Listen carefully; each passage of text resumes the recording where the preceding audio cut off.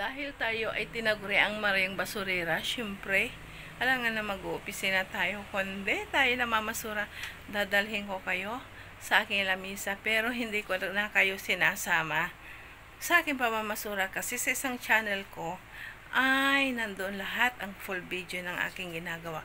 Kaya ang sinishare ko sa inyo ay puro clip-clip lang. Kaya madali ang video lang at dadalhin ko kayo ngayon sa munti kong lamisa at ipapakita ko kung ano yung nakita natin. At kinuha. Sandali. Ito yung ating na dumpster. Mayroon tayong kamatis. At pangripak na talong, nilinisan na natin yan. Binali-bali baga, pinutol-putol na. Mayroon din tayong okra.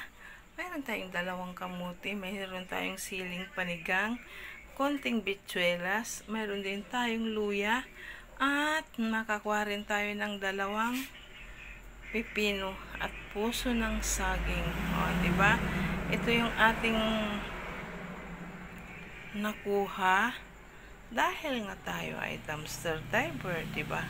So, ito yung sinishare ko sa inyo bilang pwede pang pakinabangan.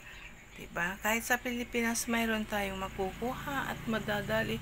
Magsipag ka lamang.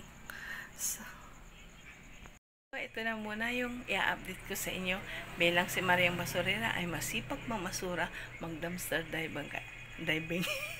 Dumpster diving dito sa Pilipinas. Kaya kita-kita tayo muli sa aking pamamasura. Kaya bye-bye!